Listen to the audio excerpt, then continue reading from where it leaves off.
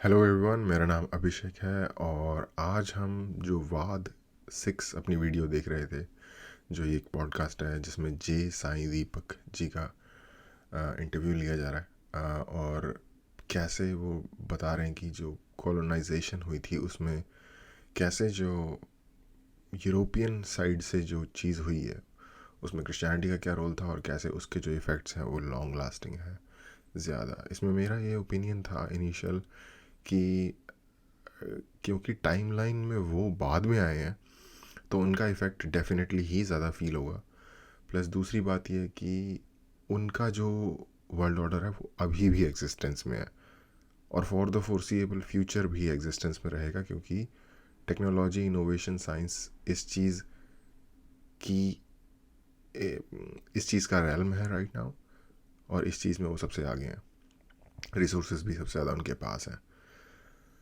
Modern day जो दुनिया जिस फाइनेंशियल सिस्टम पे काम करती है वो सिस्टम उनका बनाया गया है और उनके अंडर काम करता है। एक चीज़ जो वेस्ट में इस वक्त सबसे यू नो जो उनके लिए ख़तरनाक मुझे दिखती है पर्सनली, वो है उनके सोशल ऑर्डर का टू सम एक्सटेंट कमज़ोर होते चले जाना। जो फैमिली यूनिट होती है एक, उसका यू नो उसका जो स्ट्रक्चर है वो धीरे धीरे वेस्ट में ढीला पड़ रहा है।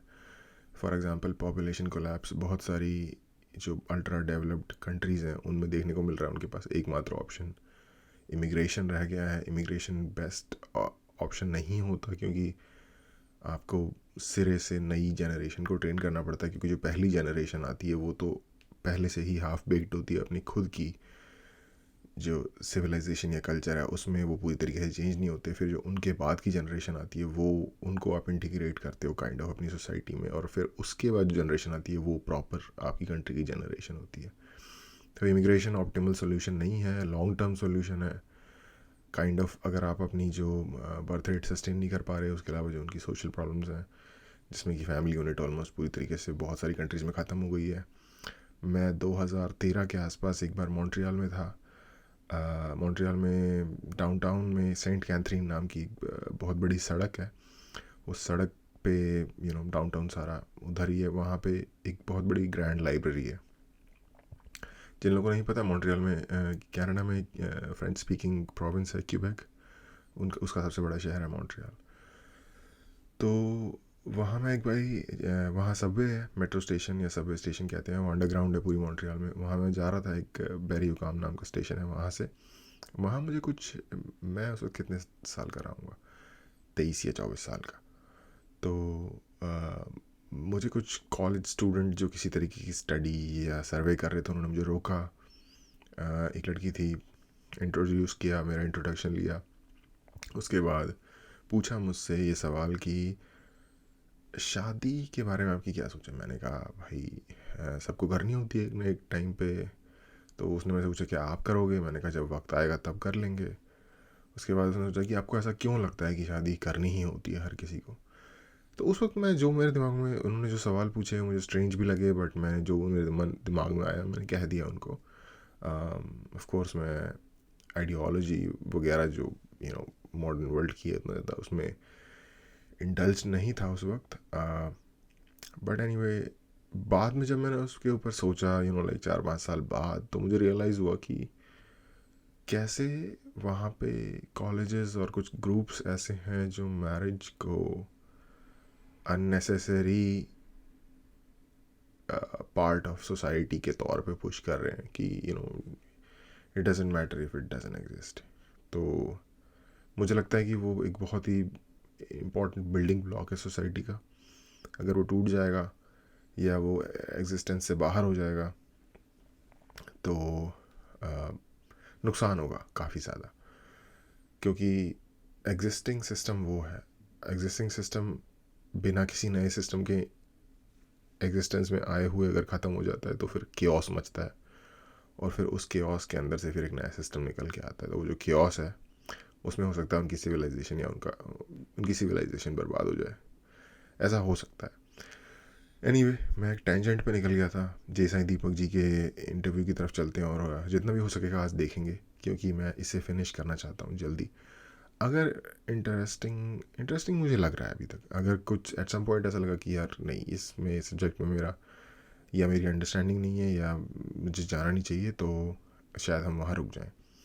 तो देखते हैं कि सिर्फ रेस पे फोकस करना ही पूर्णतः इसको कवर नहीं कर पाएगा। इसमें हमको रिलीजन, जो क्रिश्चियन रिलीजन है, उसके ऊपर बात करनी पड़ेगी। करेक्ट। तो इसमें जो यूरोपियन जो हम उपनिवेशवाद की बात करते हैं, वो कहाँ तक क्रिश्चियन रिलीजन से इंस्पायर्ड है जी। तो मैं आपके पहले थोड़ा सा समराइज़ कर देता हूँ। लास्ट टाइम ये बात हो रही थी कि इन्होंने बताया था कि कैसे दुनिया में प्रेजुडिस को देखने का जो फ्रेम है वो बेसिकली अगर आप वेस्ट से उठाओगे तो वो है रेस। हर कोई इस बात के पीछे पड़ा हुआ है कि ओ ये रेसिस्ट है, वो रेसिस्ट है। वो रिलीजन को लोग इतना काउंट नहीं करते, और अगर करते भी हैं तो ज़्यादा से ज़्यादा वो क्रिश्चियनिटी की बुराई कर देते हैं वेस्ट में, या कैथोलिसिज्म की थोड़ी बुराई कर देते हैं। ओवरऑल एक पूरा वो नहीं लेते व्यू। और मैं वेस्ट के लेफ़्ट की बात कर रहा हूँ बेसिकली, क्योंकि वो ही लोग हैं जो रिलीजन को क्रिटिसाइज़ करते हैं। राइट तो वैसे भी क्रिटिसाइज़ रिलीजन को नहीं करता। हाँ, वो दूसरों को करते हैं, वो क्रिश्चियन को छोड़ के बाकी सबको करते हैं। तो देखते हैं कि तो ये बेसिकली बात चल रहा है। और इनका ये कहना है कि नहीं, कॉलोनाइजेशन में रिलीजन का भी एक बहुत इंपॉर्टेंट रोल था। तो यहाँ से चलते हैं आगे। उदाहरण का मैं एक विश्लेषण कर देता हूँ। नॉर्थ अमेरिका में दो कम्युनिटीज हैं, एक है अफ्रीकन अमेरिकन और दूसरे हैं अमेरिकन इंडियंस। ठीक है। अमेरिकन इंडियंस सिग्निफिकेंटली जितने भी बचे हैं, उन्होंने अभी तक क्रिश्चियनिटी को अपनाया नहीं। ठीक है। थोड़े नेटिव, जब ये अमेरिकन इंडियन कह रहे हैं तो इनका मतलब नेटिव अमेरिकन है। एक्चुअली नॉर्थ अमेरिका में बहुत सारे ग्रुप्स हैं माइनॉरिटी के, बट ये दो की बात कर रहे हैं। जस्ट टू क्लैरिफाई, कनाडा में एक डिफरेंट सिस्टम है। वाइट लोग हैं, वाइट में भी डिफरेंट फ्रेंच लोग हैं, और जो वहाँ के नेटिव अमेरिकन हैं उनको फर्स्ट नेशन कहा जाता है। अमेरिका में जो नेटिव अमेरिकन हैं उनको रेड इंडियंस या अब नेटिव अमेरिकन भी या इंडियंस कहा जाता है। और इनमें बहुत सारे डिफरेंट टाइप के लोग हैं। इनके हरकतें, रहने का तरीका, कल्चर बिल्कुल ही डिफरेंट होता था ट्राइब टू ट्राइब। कुछ लोग हंटर गैदरर थे, जो आज भी जैसे इन्यूइट हैं वो हंटर गैदरर हैं, बिल्कुल ही नॉर्थन कनाडा में रहते हैं। जो एज़टेक थे वो एक सेटल्ड एम्पायर था जो कि मॉडर्न डे मैक्सिको में है। उसके अलावा मैक्सिकन में मेस्टीज़ो नाम की एक पूरी की पूरी एक अलग ग्रुप ऑफ पीपल है जो मिक्स है नेटिव अमेरिकन और यूरोपियन जो आए थे उनका, जो कि आज के टाइम पे मैक्सिमम पॉपुलेशन है पूरे लैटिन अमेरिका में। यूनाइटेड स्टेट के साउथ में जितना भी लैंड है until the tip of south, southern tip of South America, Chile में, सारा का सारा मेजॉरिटी पॉपुलेशन मेस्टीजोज हैं, जो कि मिक्स हैं between Europeans and native Americans. Native American में इन्होंने कहा कि वो लोग मेजॉरिटी नॉन क्रिश्चियंस हैं। ऐसा नहीं है, उसमें ऑलमोस्ट बहुत बड़ी संख्या में वो लोग क्रिश्चियनाइज हो गए हैं, बट वो अपने नेटिव कुछ शामनिस्टिक टाइप के जो रिचुअल्स हैं वो भी फॉलो करते रहते हैं। थोड़े बहुत लोगों ने शुरू कर दिया है, लेकिन उन्होंने अपनाया नहीं है। अफ्रीकन अमेरिकन जब भी बात करते हैं वो सिर्फ रेस की बात करते हैं, बिकॉज ये क्रिश्चियन बन चुके। So look at the distinction between जो मूल निवासी है अमेरिका के, वो किस नजरिए से देखते हैं और उनका जो देखने का लेंस क्या होता है, और अफ्रीकन अमेरिकन का लेंस क्या होता है। जिसने अपना धर्म खो लिया वो सिर्फ रेस की बात करता है, और जिसके पास अपना धर्म अभी तक बाकी है वो दोनों चीजों की बात करेगा। So that is the primary issue. तो वहां के स्कॉलर्स जितने भी हैं, in fact specifically Latin American scholars कहते हैं कि क्रिटिकल रेस थियोरी हो सकता है कि उसका अपना एक वैलिडिटी है, लेकिन वो तब तक इनकम्प्लीट है, अधूरा है, जब तक वो क्रिटिकल थियोरी ऑफ रिलीजन पे बात नहीं करता है। ओके। और वो सवाल खड़ा नहीं करता है कि ये जो रेस कॉन्शियसनेस है यूरोपियन का। ओके, नेटिव अमेरिकन में जो religious critical race theory according to me, in my opinion, is a bunch of bullshit. बकवास है, बिल्कुल कुछ नहीं है उसमें रखा हुआ। ये मेरा ओपिनियन है, हो सकता है आप डिफर कर सकते हो। जो उन्होंने नेटिव अमेरिकन का बताया कि उनके अंदर एक रिलीजियस फाइट है, इस चीज़ को फाइट करने की कि जो कॉलोनाइजर्स थे उन्होंने क्रिटिकल रिलीजन थ्योरी भी है उनके अंदर। इस मामले में मेरी पर्सनल कोई इन्फॉर्मेशन नहीं है। आई रीड अपॉन इट क्योंकि मुझे कुछ आइडिया ही नहीं था, you know, I am totally ignorant of it, तो मैं इस पर कोई कमेंट नहीं करूँगा। लेकिन एनीवे देखते हैं इसका स्रोत क्या है। तो इसी को उन्होंने लिटरेचर में अच्छे से दर्शाया है कि श्वेत रंग को क्रिश्चियनिटी से इक्वेट कर दिया गया है। जो श्वेत है वो क्रिश्चियन है, या जो क्रिश्चियन है वो श्वेत है। ओके, इसका रीजन क्या है? मनुष्य के अंदर आत्मा अगर है तो तभी वो मनुष्य होता है, और आत्मा जब है तभी आप परमात्मा के साथ बात कर पाते हैं। ये इनका बेसिक आइडियोलॉजी। और जो श्वेत है उसके अंदर आत्मा है, और जो अश्वेत है उसके अंदर आत्मा नहीं है। स्लेवरी का यही बेसिस है। सो स्लेवरी का एक क्रिश्चियन थियोलॉजिकल बेसिस है कि जिसके अंदर स्लेवरी तो और जगह भी बिल्कुल है, एब्सोल्युटली है। लेकिन इनके स्लेवरी का बेसिस क्या है? That is the basic point. इनका basic how did they justify? इनका बेसिक आर्गुमेंट ये है कि जो नेचर है और जो अश्वेत लोग हैं उनमें और पशुओं में कोई फर्क नहीं है, क्योंकि उनके अंदर आत्मा नाम की कोई चीज नहीं होती है। तो इसलिए अश्वेत लोगों को पशु के तरह हम स्लेव बना सकते हैं, और ये हमारे काम के लिए बनाए गए हैं, उन्हें हमें डोमेस्टिकेट करने के लिए भगवान ने भेजा है। ये इनका बेसिक आर्गुमेंट होता है। तो जैसे लोग अब आजकल जानवरों के प्रति जो इनका होता है जी बिहेवियर मोस्टली लोगों का, करेक्ट, वही उनके प्रति भी था। इनका एग्जैक्टली यही था कि अश्वेत लोगों में ओके जैसा मैंने कहा, मुझे कुछ नहीं पता इस बारे में कि क्रिश्चियनिटी कैसे स्लेवरी को जस्टिफाई करती है। मुझे ये पता है कि क्रिश्चियनिटी में समहाउ इसे जस्टिफाई किया गया है। मैंने मार्क ट्वेन को पढ़ा है। मार्क ट्वेन की बहुत फेमस बुक्स हैं, the adventures of Huckleberry Finn. उसमें जो सेकंड 2 बुक्स हैं, पहली बुक्स तो बहुत हैं बट 2 मेजर बुक्स जो उनकी हैं, एक है the adventures of Tom Sawyer and दूसरी है the adventures of Huckleberry Finn. Huckleberry Finn जो है ना, वो बहुत ही हैवीली इन्फ्लुएंस्ड है जो स्लेवरी कल्चर था यूएसए में। 1860s में बेस्ड है वो बुक, जिस टाइम पे 1860s 1850s में बेस्ड है वो बुक। मिसूरी एक स्टेट है यूएसए में, और मिसिसिपी रिवर वहाँ से होके गुजरती है। उस रिवर के बैकड्रॉप में मिसिसिपी में एक टाउन है हैनिबल, उसके बैकग्राउंड पे बेस है। आई मीन रियल टाउन है। तो उसमें इस मुद्दे पे बात की गई है। और जब हम मॉडर्न डे से सोचते हैं कि कितने वो लोग क्रूअल हो सकते थे, तो उस बुक को अगर आप पढ़ोगे, वैसे तो वो बहुत ही फ़नी, बच्चों के लिए ज़्यादा सूटेबल बुक है, और बड़ों के लिए भी है, बट बच्चों के लिहाज से लिखी गई थी। बट उसमें आपको रियलाइज़ होगा उस बुक को पढ़ के कि slavery actually not just needed चीज़ थी, बल्कि एसेंशियल चीज़ थी। Like not just normal, but it's essential. It's the right thing. It's not just not wrong, but it's right. It's righteous. ऐसा उनका मानना था।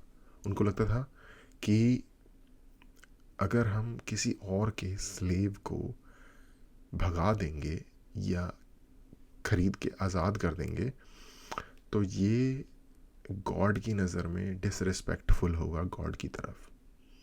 तो मुझे ये पता है कि समहाउ वो रिलीजियसली इसे जस्टिफाई करते हैं। बट मैं ये वाला स्लेवरी को बट मैं ये वाला कॉन्सेप्ट कि जो नॉन वाइट है वो सोललेस है, और इसलिए उसको स्लेव बनाना जस्टिफाइड है, ये कॉन्सेप्ट मैंने पहली बार अभी सुन रहा हूँ आप लोगों के सामने ही।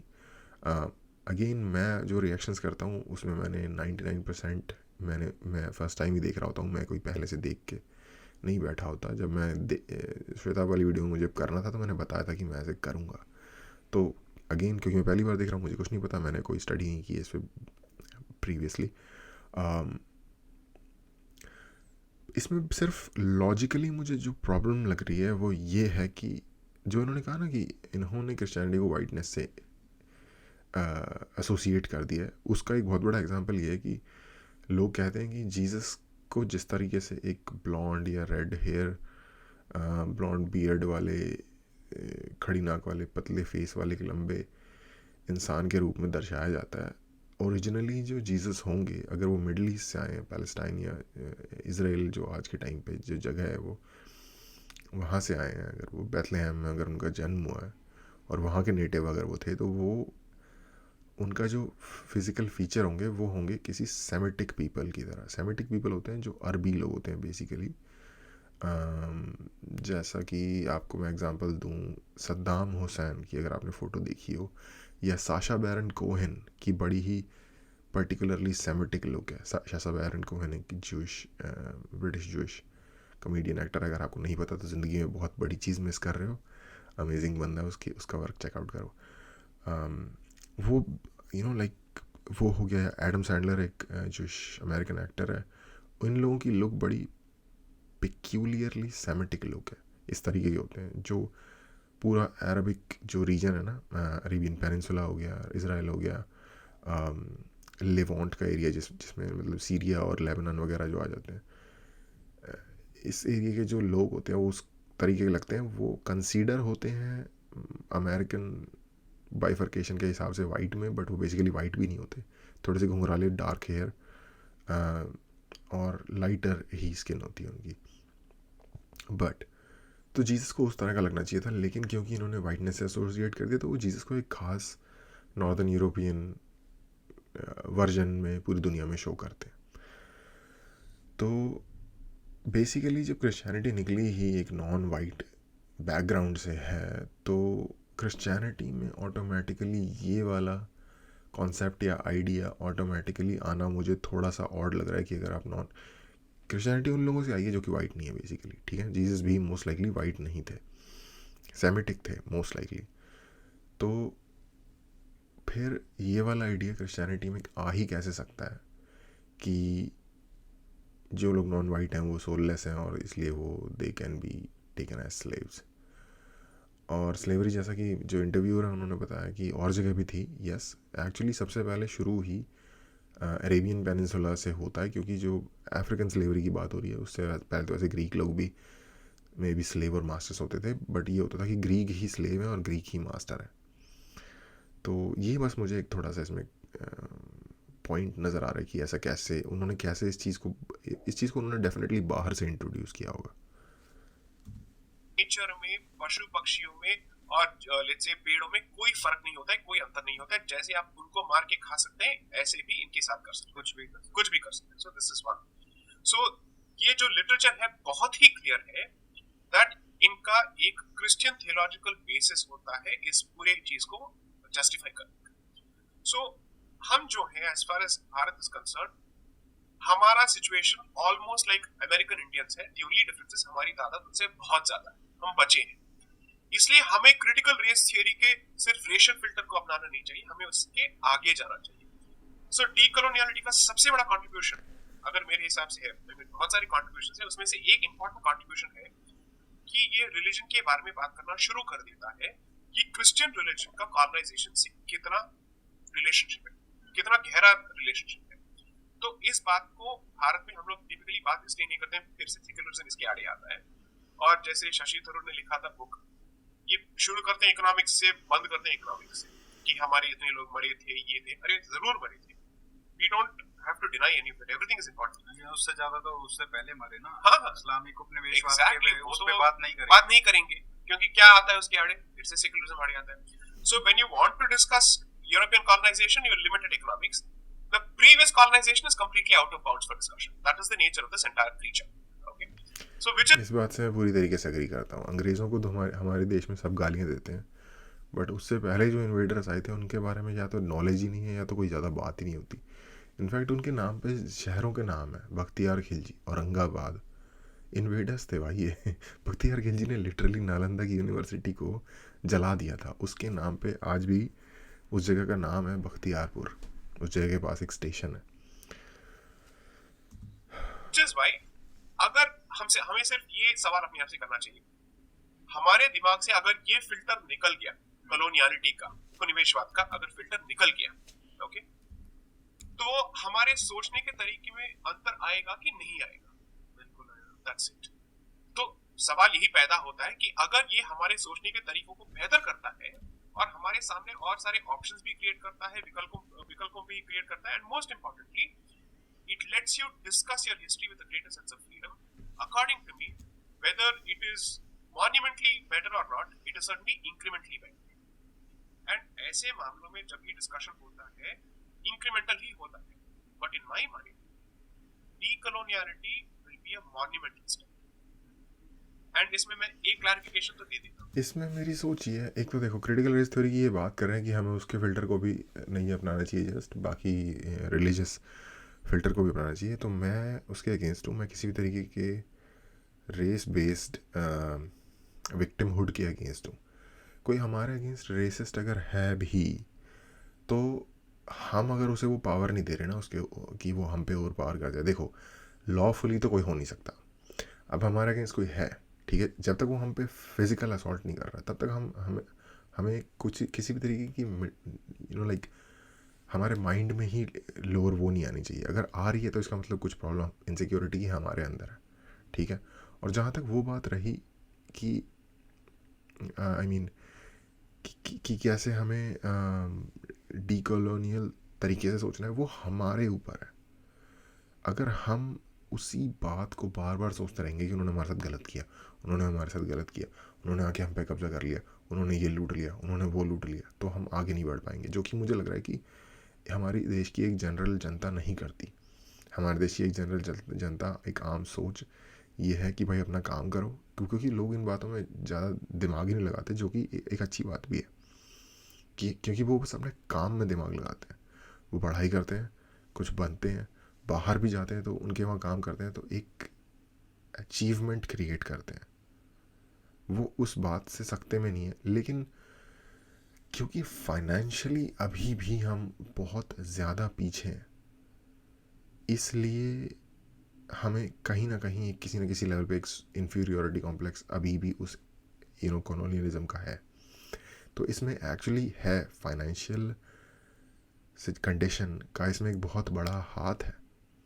तो उसकी बात करना मुझे लगता है इसलिए इम्पोर्टेंट है. बाकी मैं इस बात से अग्री करता हूँ कि जब शशि थरूर जैसे लोग सिर्फ फाइनेंशियल एस्पेक्ट की बात करते हैं तो उसमें डेफिनेटली एक इनहेरेंट हिपोक्रेसी है, क्योंकि वो कल्चरल जो उन्होंने तबाही मचाई उसकी बात नहीं करते उसी टाइम पे. जो लैटिन अमेरिकन स्कॉलरशिप है, मैंने उसको वैसे का वैसा यहाँ पे अपनाया नहीं. मैंने कहा कि आपकी मिस्टेक्स क्या है कि आप रिलीजन के बारे में अभी भी खुल के बात नहीं कर रहे हैं. क्योंकि रिलीजन की करेंगे तो फिर उन्हीं का खुद का वही रिलीजन. एब्सोल्युटली उनको बात करना पड़ेगा. जो क्रिश्चियन स्कॉलर्स हैं वो अपने रिलीजन के बारे में जितना बात करेंगे थोड़ा हिचकिचाहट तो होगी ना. So basically I am saying वो आप काम नहीं करेंगे क्योंकि हम विक्टिम्स हैं आपके सोचने के तरीके का. हम बात करेंगे इसके बारे में.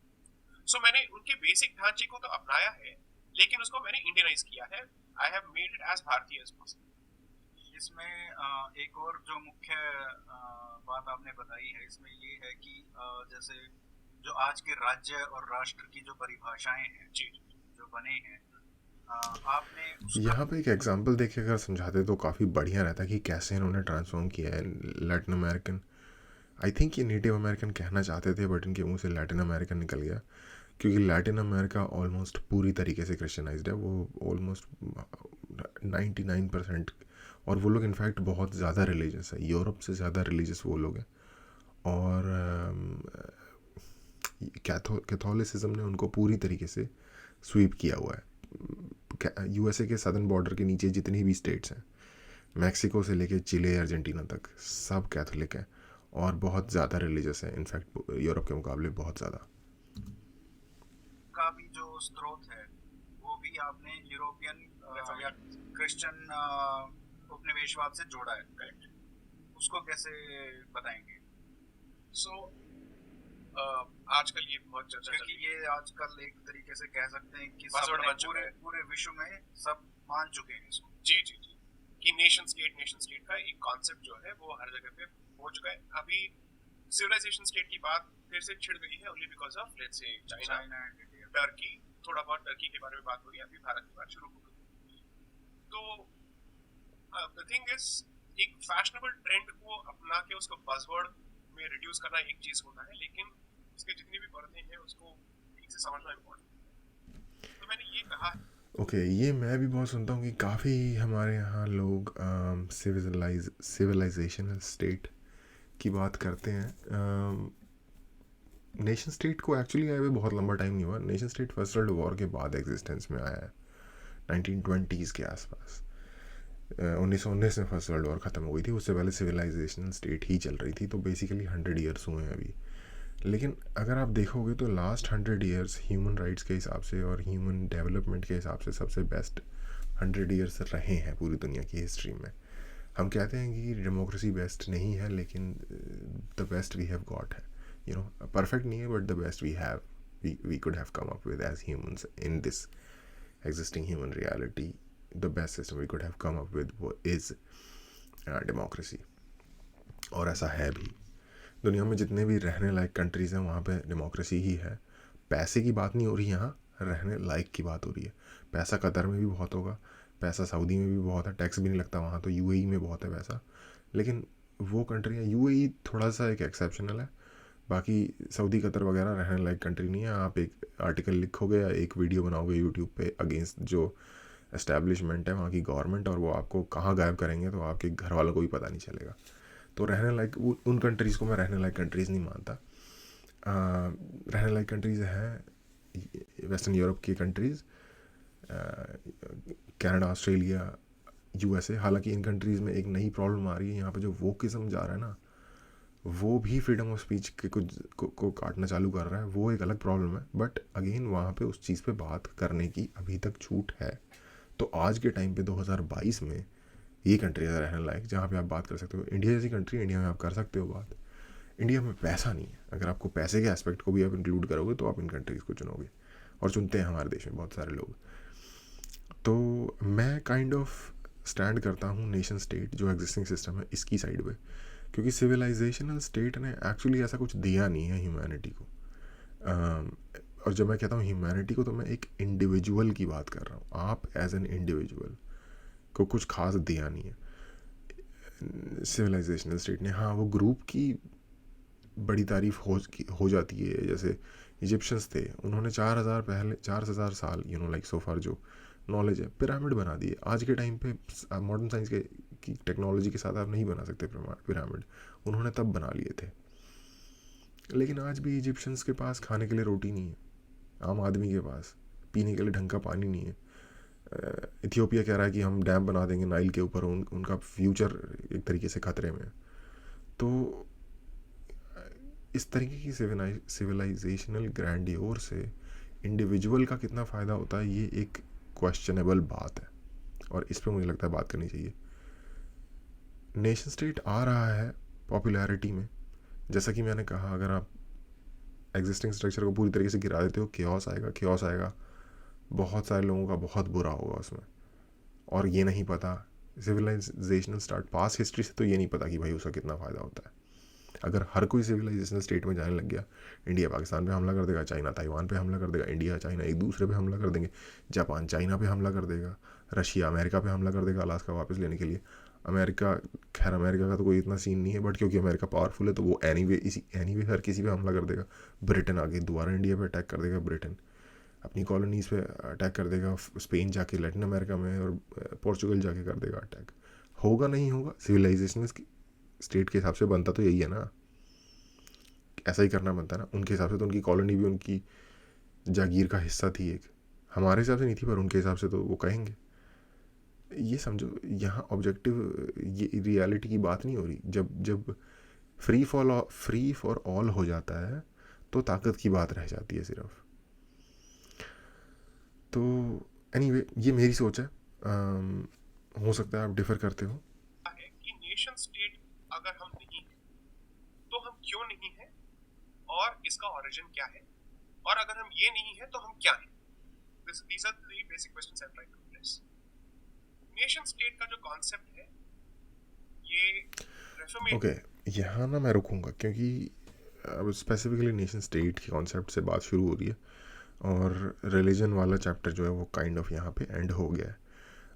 और मैं इस पे मैंने ऑलरेडी काफ़ी बोल दिया है, लेकिन मैं फिर भी यहाँ पे रुकूंगा. मुझे लगता है वीडियो काफ़ी लंबी खिंच गई है आज. और फिर हम कल इसी पे ही थोड़ी फ्रेश बात करेंगे. मैं एक्चुअली थोड़ा पढ़ना भी चाहता हूँ जो उन्होंने क्रिश्चियनिटी के बारे में बताया कि कैसे क्रिश्चियनिटी ने लाइक नॉन वाइट्स को unsouled without a soul being बता के उनको जस्टिफाई किया स्लेवरी को। थोड़ा मैं उस पर पढ़ना चाहता हूँ, मुझे लगता है कि मैं इंटेलेक्चुअली फुली इक्विप्ड नहीं हूँ इस पर बात करने के लिए। तो आज के लिए इतना ही, देखने के लिए थैंक यू।